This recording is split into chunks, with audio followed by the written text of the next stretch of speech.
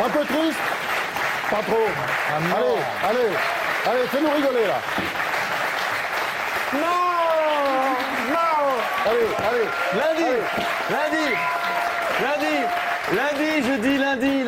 Lundi, je dis lundi pour la dernière fois de ma vie, nom d'un cul. Lundi, je me réveille à l'aube dans cette petite chambre d'hôtel où j'ai l'habitude de passer mes week-ends en amoureux. Je caresse la place vide, laissée à côté de moi, personne.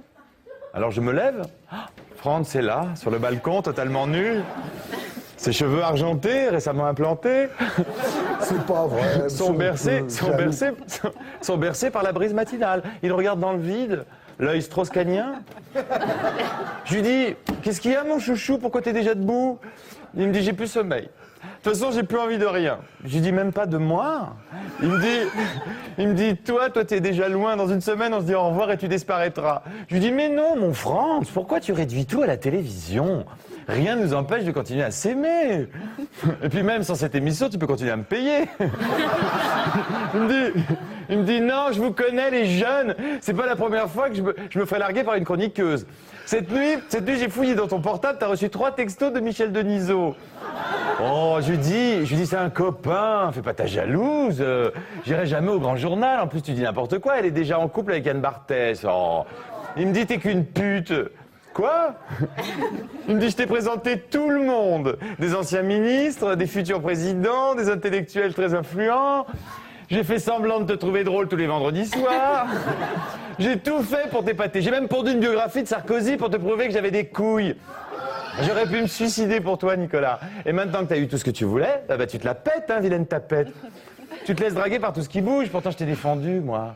À France Télé, à l'Élysée. Je leur ai dit, excusez-le, il est encore si jeune, il a besoin de tuer son papa. Bon, voilà.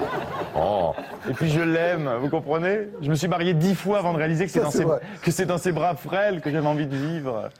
Sur le plateau de Semaine Critique, à chaque fois qu'il souriait, j'avais une érection. Même quand il n'est pas drôle, je glousse d'amour et de désir. Parce que soyons francs, sous mon petit pupitre de présentateur sérieux, je tripote pas que mes fiches.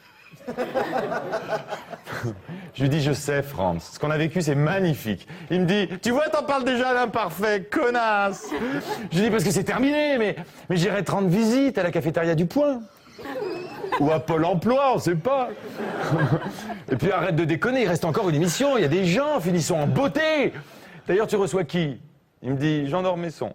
Je dis, ah, ma grand-mère. Il me dit, oui, souviens-toi, il était là, la première, c'est vrai, vous étiez là. Quand t'as eu notre coup de foudre. Lâche donc Franz pour moi.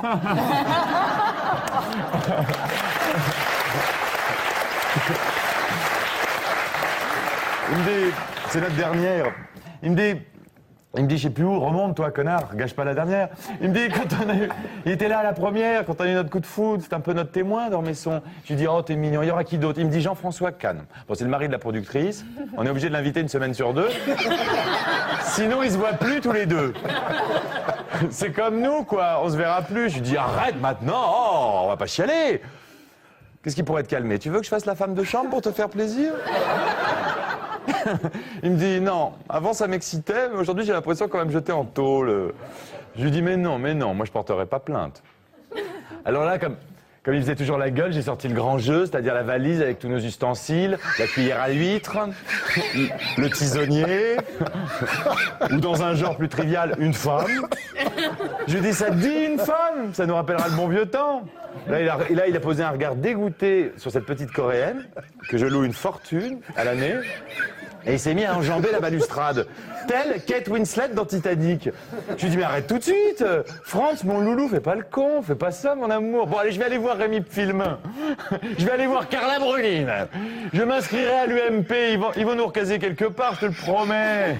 On présentera la météo, le tiercé, ce qu'ils voudront. Je vais rester avec toi, Franz, même sur le câble. J'en pensais pas un mot. Et puis s'ils veulent pas, on montrera un spectacle avec Didier Porte, Stéphane Guillon, tous ces chômeurs. On jouera la cage aux folles à la fête de l'UMA, quoi. Enfin, mais saute pas, plouf. Mercredi, on a enterré Franz à Mérindol, au pied d'un olivier. dans son village du Sud, ayant toute sa vie zigzagué entre les différents partis. C'est toute l'Assemblée nationale qui a fait le trajet pour saluer une dernière fois la plus brillante girouette de France. Olivier Besancenot consolait Marine Le Pen. Les larmes de Christine Lagarde coulaient sur l'épaule de Martine Aubry. D'ailleurs, je me demande si les deux, là, elles sont pas... Enfin, bref. Les sanglots de Bayrou nous laissaient entrevoir un passé très intime avec notre cadavre. Apparemment, je ne fus pas le premier. À l'église, ce fut très beau. Yvette Horner interpréta une chanson de Tino Rossi, en hommage à Franz, qui n'écoutait plus rien depuis 1950, date à laquelle il entreprit d'écrire sa première bio, celle du président René Coty. Quant à moi, l'amant secret, je fus convoqué dans le bureau du commissaire Edoui Plenel, des traces de mon ADN ayant été retrouvées dans les cheveux du défunt. Non, je ne l'ai pas poussé, lui dis-je, la gorge nouée. C'est un suicide passionnel, vous connaissez le principe, Roméo et Juliette, Chevalier Las Palais, Zemmour et Nolo, enfin, par bonheur la veille, juste avant qu'on enferme mon Franz dans son cercueil Conforama. Ses 13 pensions alimentaires ne lui permettant plus de s'offrir du vrai bois, j'ai tout de même pu l'embrasser sur la bouche une dernière fois. C'était bien, Franz, mon chéri, je vais t'embrasser. Oh, mais c'est pas vrai. Oh, c'est pas vrai. Oh, c'est pas vrai.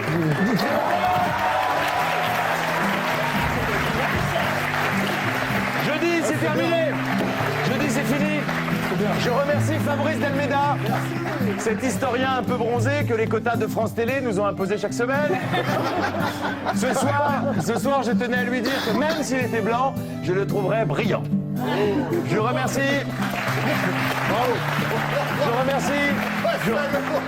David Abiker, cette tapette refoulée, parfois de gauche, toujours de droite, qui n'a jamais le trac et que le soir de la première, je regardais pour me calmer, comme je regarde Mireille Mathieu pour me vider la tête. Je remercie mon amie Elisabeth Lévy, que j'avais tendance à prendre pour une réactionnaire pro-israélienne odieuse, alors qu'aujourd'hui, maintenant que je la connais, je la prends pour une réactionnaire pro-israélienne extrêmement sympathique. D'autant qu'elle a pris le risque de se fâcher avec beaucoup de ses amis juifs en prenant ma défense. Moi qu'une poignée de connards prenaient pour un antisémite. Elisabeth, ce soir, je te dis merci. Merci, mais maintenant, change d'amis. Le goy te va très bien aussi. Et c'est un peu pour Tu moi... m'emmènes sur le câble? Tu vois, viens. Je remercie Marion Ruggieri. Ma copine d'avant Gisbert, bien avant Gisbert. Vous savez, quand on débarque dans une nouvelle école, c'est toujours rassurant d'avoir déjà couché avec une des élèves. Je remercie tous les top modèles qui sont venus sur ce plateau. François Hollande, Laurent Fabius, Jean-Pierre Chevènement, Alain Finkielkraut, Alain Minck et Attali, toutes ces bombes atomiques à côté de qui j'avais l'air beau. Je les remercie du fond du cœur d'avoir rangé leur langue de bois pour écouter mes inepties. Quand on a connu un public aussi froid, on peut jouer au pôle Nord, croyez-moi. Merci François Hollande. D'ailleurs, François, sache-le, j'irai voter pour toi. Je remercie Martine Aubry d'avoir souri à mes conneries. Il paraît que ça lui était pas arrivé depuis l'âge de 8 ans. Mais...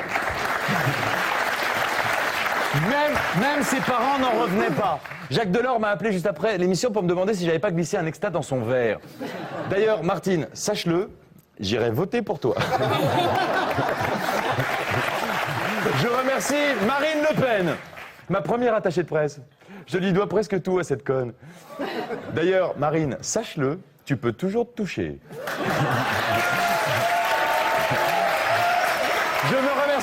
Je me remercie moi-même d'avoir trouvé le concept faux cul de cette semaine mytho. Grâce à elle, plein de gens ont pensé que j'étais faussement mégalo, faussement narcissique, alors qu'en vrai, c'est pire. J'avais déjà la grosse tête à 14 ans et demi. Je remercie Facebook de m'avoir fait passer plus tôt qu'à 1h du matin. Vive la technologie.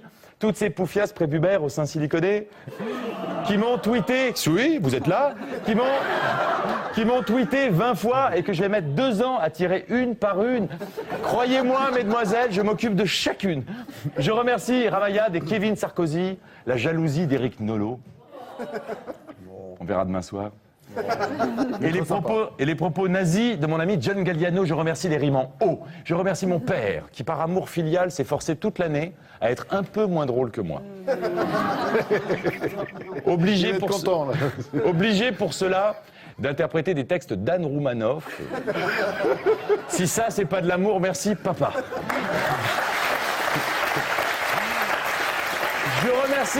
je remercie Stéphane Guillon de m'avoir montré tout ce qu'il fallait pas faire.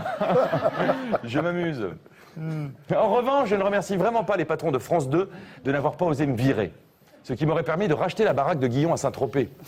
Bande de radins. Je remercie Tristan Carnet, Nicolas Ferraro, nos génies de la réal, qui m'ont filmé sous tous les angles. Il n'y a rien de plus difficile que d'essayer de rendre attractif un type qui parle tout seul.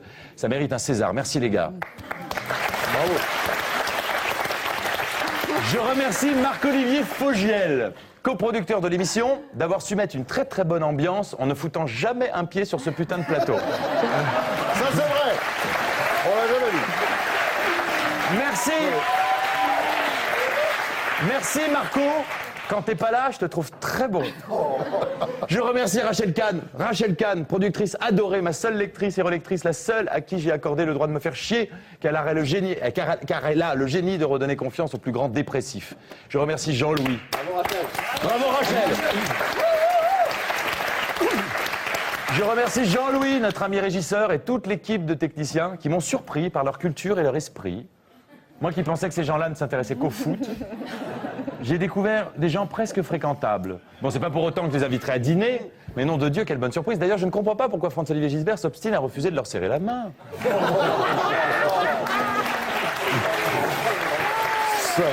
Pourquoi tant de mépris envers les maquilleuses? Surtout les maquilleuses. Voilà des femmes qui poussent le professionnalisme jusqu'à rendre gracieuse Nadine Morano, tout en se barbouillant elles-mêmes comme des voitures volées. Je m'amuse. Je remercie Delarue et Nagui, enfin. Mes têtes de turc préférées, oui, toutes les semaines, de m'avoir fait aucun procès. D'ailleurs, je félicite Jean-Luc d'avoir arrêté la coke et j'encourage Nagui à arrêter la télé.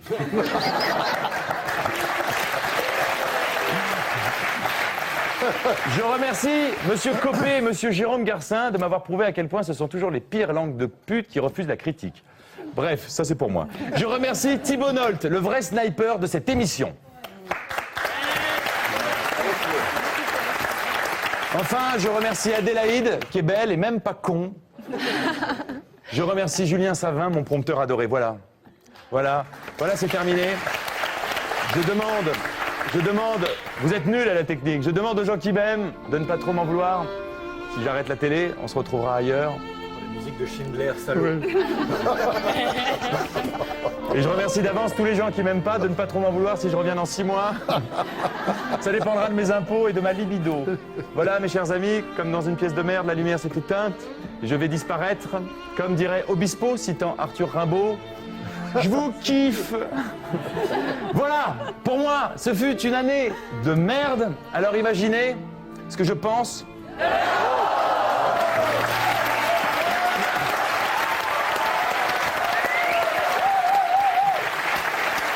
Salut Nicolas. Nicolas, on t'aime. On t'aime.